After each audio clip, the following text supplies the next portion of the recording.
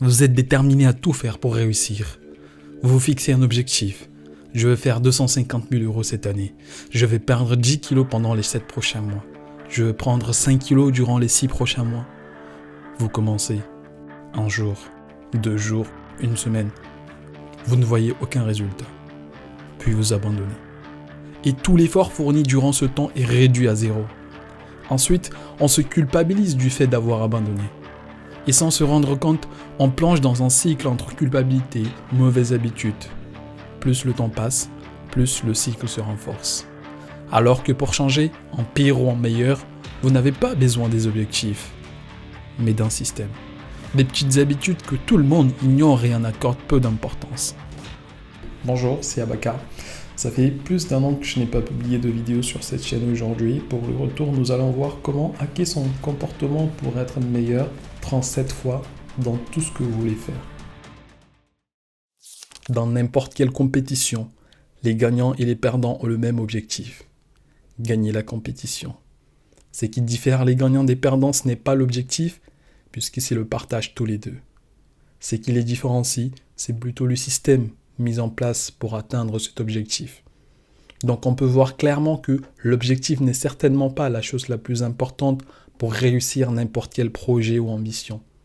Le plus important, c'est le système qu'on met en place pour réussir. James Clear pose cette question. Si on met à l'écart l'objectif et qu'on se concentre uniquement sur le système, est-ce qu'il est possible pour nous d'avoir du succès? Et la réponse scientifiquement prouvée est oui, bien sûr. Il dit alors que si les gens qui réussissent et ceux qui ne réussissent pas se partagent tous les deux le même objectif, c'est celui de gagner, alors l'objectif n'est évidemment pas ce qui distingue les gagnants des perdants. Bien entendu, l'objectif sert à quelque chose. Il vous permet d'avoir une direction, une idée d'où vous voulez aller. Le problème, c'est que souvent, on se concentre sur les objectifs en croyant qu'avoir des objectifs est suffisant pour réussir. Mais non, ce n'est pas tout à fait vrai. Tout le monde veut réussir. Tout le monde a d'une manière ou d'une autre l'objectif de réussir. Et si avoir des objectifs était suffisant pour réussir, tout le monde aurait déjà réussi. L'objectif vous donne une direction. Le système vous permet de progresser. James Clear.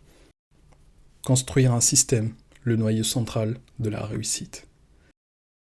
La raison pour laquelle vous ne changez pas, ce n'est pas parce que vous ne voulez pas, mais parce que vous avez le mauvais système. Un système représente l'ensemble d'habitudes que vous avez développées et l'ensemble d'actions que vous prenez pour atteindre vos objectifs. Pour un footballeur, il peut s'agir de ses entraînements, de son régime, de sa nutrition, de son bien-être, de sa capacité à récupérer après chaque entraînement. Pour un enseignant, il peut s'agir de ses lectures, de ses références, de ses recherches. Pour un entrepreneur, il peut s'agir de ses tentatives, de sa résilience, de sa persistance, de sa discipline, de son apprentissage. Pour le dire autrement, c'est l'ensemble d'habitudes que vous avez développées et qui vont en autopilote sans que vous ayez à intervenir consciemment. De la même manière que les atomes sont à la base d'une molécule, les petites habitudes sont le fondement des très grands résultats. Il y a 3 étapes pour arriver à changer son comportement. La première étape est d'échanger les résultats attendus. Faire 200 000 euros cette année. Écrire un livre, gagner une compétition. La deuxième étape, c'est changer la procédure pour atteindre ces résultats. Changer sa nutrition, changer ses entraînements. En gros, changer le système mis en place pour atteindre le résultat. La troisième étape, c'est changer votre identité, votre croyance et votre vision du monde. Et c'est la meilleure manière de changer votre comportement. Vous devez d'abord changer votre identité. Qui vous voulez être? Et c'est sur cet aspect que vous devez vous concentrer, parce qu'en fin de compte, le but n'est pas juste de courir, mais de devenir un jogger. Le but n'est pas de lire, mais de devenir un lecteur. Le but n'est pas simplement d'écrire, mais de devenir écrivain. Et c'est en pensant de cette manière que vous pouvez changer votre comportement. Comprendre vos habitudes pour changer votre identité. Les habitudes se décomposent en 4 étapes. L'appel, le besoin, la réponse et la récompense. L'appel. Vous voyez un café. Soudain, Le besoin. Vous avez envie d'un café. La réponse. Vous répondez à cette envie. La récompense. Vous êtes satisfait parce que vous avez résolu quelque chose. Un autre exemple. L'appel. Votre portable bip. Vous venez de recevoir un message ou une notification quelconque. Le besoin. Vous avez envie de voir ce que c'est. La réponse. Vous répondez à cette envie et à la personne. Et vous êtes récompensé du fait d'avoir répondu à cette envie. Vous exécutez cette boucle sans que vous ayez conscience de ce que vous faites.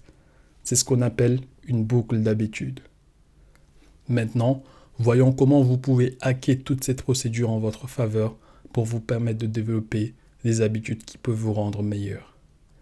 Les bonnes habitudes et les mauvaises habitudes. Les habitudes sont ce qui nous guide quotidiennement.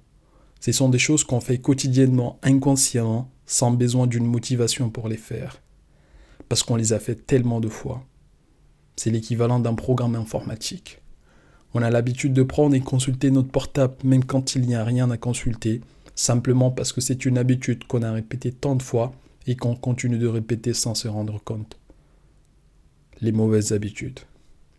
Si vous voulez perdre du poids et qu'en même temps, vous continuez de manger beaucoup de gras et que vous entraînez très peu, c'est pour vous une mauvaise habitude. Dans le sens inverse, si vous voulez prendre du poids et que vous continuez de ne pas bien manger, c'est une mauvaise habitude.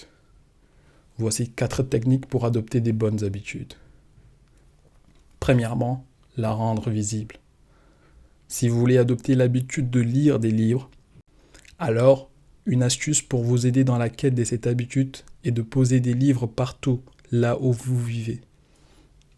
C'est ce que James Clear appelle « primer son environnement ». L'environnement est plus déterminant que le pouvoir de votre volonté et vos résolutions. L'environnement est cette main invisible qui forme les comportements humains. James Clear. Si vous voulez boire de l'eau, placez des bouteilles d'eau partout. Si vous désirez faire de la boxe, placez des gants, un sac de boxe et tous les accessoires nécessaires à la boxe. Le but est de les rendre visibles.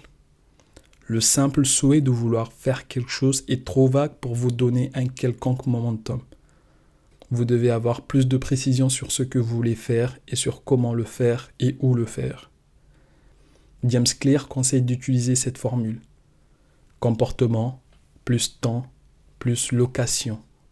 Je, comportement, à, telle heure, au, location. Voici une mauvaise illustration de cette formule. Je vais lire beaucoup plus pendant ce mois. Voici une bonne illustration de cette formule. Je vais lire tous les jours pendant 30 minutes dans la bibliothèque d'à côté. La rendre attractive. L'une des meilleures manières de développer une bonne habitude est de la rendre d'abord attractive. Quelquefois, le sentiment que procure l'anticipation et la tentation d'aller passer des vacances est plus plaisant et plus attractif que les vacances. Anticiper mentalement quelque chose et le rendre plus plaisant bien avant même que vous l'ayez essayé. La rendre facile. On croit généralement qu'en faisant des choses difficiles, on obtient des résultats gigantesques et qu'en faisant des choses faciles, on n'obtient pas de résultats. Ce qui n'est pas totalement vrai puisque les choses qu'on croit faciles peuvent donner des résultats gigantesques si elles sont répétées régulièrement. La rendre satisfaisante. La règle principale quand vous voulez changer d'habitude est celle-ci. Ce qui est récompensé est répété. Ce qui est puni est évité. Vous devez rendre l'habitude que vous voulez développer satisfaisante. Faire le calcul sur le long terme. Si vous voulez adopter une bonne habitude, vous devez calculer son rendement sur le long terme. Qu'est-ce que cette habitude que vous essayez de développer pourrait vous apporter dans 5 ans ?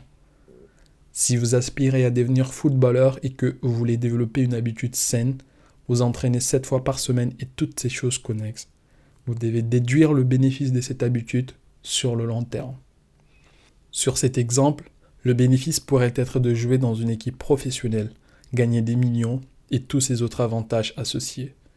Donc si vous voulez garder une habitude saine, calculez son rendement sur le long terme. Voici 4 techniques pour rompre avec une mauvaise habitude. C'est l'exact opposé de ce que l'on vient d'énumérer. Premièrement, la rendre moins visible. Si vous avez des difficultés à vous concentrer sur une tâche particulière et que, par exemple, votre portable vous dérange tout le temps, alors placez votre portable dans une autre pièce où vous ne pouvez pas le toucher. Si vous voulez perdre du poids, débarrassez-vous de ces aliments indésirables. La rendre difficile. Si l'habitude de regarder la télévision tout le temps vous empêche de développer d'autres habitudes, débranchez la télé et mettez-la avec sa télécommande dans un endroit difficile d'accès. Si vous êtes accro au shopping, ne sortez pas avec votre carte bancaire. Le but est de tout faire pour empêcher les mauvaises habitudes de se produire. La rendre non attractive et insatisfaisante. James Clear donne dans son livre un exemple d'un de ses amis qui, pendant longtemps, a développé l'habitude de ranger ses ongles. Une fois, il est parti faire une manucure, il a nettoyé, limé, poli ses ongles. Et à partir de là, il n'était plus satisfaisant pour lui de ranger ses ongles. C'était trop beau pour être abîmé. Et en fin de compte, comme on l'a fait précédemment, évaluer les conséquences de l'habitude sur le long terme. Si vous voulez avancer, améliorez-vous 1% tous les jours.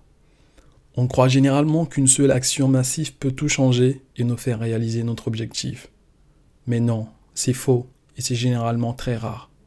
La seule manière d'avancer, c'est de faire un petit pas tous les jours vers votre objectif. Si vous améliorez 1% tous les jours pendant 1 an, vous serez 37 fois meilleur à la fin de l'année. Et c'est ça en fait le secret. Le succès est le produit des habitudes quotidiennes et non pas d'une transformation d'une seule fois. James Clear. Les petites actions donnent des résultats gigantesques sur le long terme. Un avion se dirige de Paris à Berlin. Si le pilote change juste un petit chiffre sur les coordonnées, ou si on déplace l'avion de quelques centimètres de son point de départ, l'avion pourrait atterrir à Prague au lieu de Berlin. Les petites actions peuvent produire sur le long terme des résultats gigantesques. La vallée du découragement. Des yeux de tout le monde, le succès apparaît comme une ligne droite, alors qu'en réalité, le succès suit exactement cette ligne assez fixe au début, mais qui prend son envol quand il y a assez de répétitions. Cette période entre le début et l'envol, c'est ce que James Clear appelle la vallée du découragement. C'est la période pendant laquelle vous fournissez énormément d'efforts tout en ayant l'impression que vous allez nulle part et que cet effort ne sert à rien. Là, tout vous pousse à abandonner parce que vous ne voyez aucun résultat. Vous allez à la salle de sport une première fois, vous ne voyez aucun résultat. Vous y allez pendant 10 jours, toujours aucun résultat. Après quoi, vous voulez abandonner parce qu'il n'y a pas de résultat. Vous lisez un livre, vous n'avez aucun changement dans votre capacité intellectuelle. Vous lisez 2, 3, toujours rien. Ensuite, vous allez vous convaincre que ça ne sert à rien, puisqu'il n'y a pas de résultat. Traversez la vallée du découragement. Mais si vous persistez et lisez encore et encore, si vous allez à la salle encore et encore jusqu'à ce que vous dépassiez cette vallée de découragement, vous verrez des résultats massifs. Je donne toujours cet exemple. Si vous essayez de casser une pierre, un seul coup de marteau isolé ne donnera, sauf exception, pas de résultats. C'est l'ensemble de coups que vous portez qui fait qu'à la fin, vous arrivez à briser l'objet. Chaque action répétée est un pas en avant pour réussir votre projet ou ambition. Ainsi, le but n'est pas d'aller à la salle de sport parce que ça, vous pouvez le faire une seule fois. Le but est de devenir un habitué du sport. Le but n'est pas de lire parce que ça aussi, vous pouvez le faire juste une seule fois. Le but est de devenir un lecteur. Faire 10 pompes pendant un jour isolé ne va pas changer votre vie. Mais faire 10 pompes par jour, tous les jours, va évidemment changer votre vie. Chaque répétition est un vote pour qui vous voulez devenir. La récompense d'une bonne habitude est toujours a posteriori. La récompense d'une mauvaise habitude est immédiate. Vous allez travailler aujourd'hui. Vous recevez votre chèque à la fin de la semaine ou à la fin du mois. Vous allez à l'université aujourd'hui. Vous obtiendrez votre diplôme 3 ou 5 ans après. Vous entraînez pendant toute votre enfance pour devenir pro dans l'avenir. Quand vous construisez une bonne habitude, le résultat est toujours retardé et reporté pour plus tard. Quand vous construisez une mauvaise habitude, le résultat est dans l'immédiat. Et inversement, le coût d'une bonne habitude ou le prix à payer pour une bonne habitude est dans le présent. Le prix à payer pour une mauvaise habitude est dans l'avenir. Si vous allez à la salle de sport, le prix à payer est immédiat. C'est la sueur que vous versez, la peine, l'effort que vous fournissez. Mais le résultat n'est visible que dans l'avenir. 2 ans après, vous verrez une transformation de votre corps. Quelle est la récompense pour avoir mangé un donut? Dans l'immédiat, c'est très plaisant. Mais si vous répétez cela pendant 6 mois, le résultat est désastreux pour votre corps. Alors, comment quiconque regardant cette vidéo peut bénéficier de ces astuces et stratégies? Le cheminement est simple. Et si vous l'avez en tête, la prochaine fois que votre cerveau ou vos habitudes vous font des tours, vous pouvez répondre. Premièrement, avoir des objectifs n'est pas assez. Entre l'objectif et le système qui vous permet de les atteindre, concentrez-vous plus sur le système que sur les objectifs. Vous pouvez vous passer des objectifs, mais vous ne pouvez pas vous passer du système. Le système, c'est l'ensemble d'habitudes que vous avez développées pour réussir. La réussite n'est jamais le fruit d'une seule action massive. C'est l'ensemble des petites actions traduites par des habitudes. Choisissez d'être meilleur 1% tous les jours et à la fin de l'année, vous serez 37 fois meilleur. Si vous voulez maîtriser une habitude, la clé, c'est la répétition et non la perfection.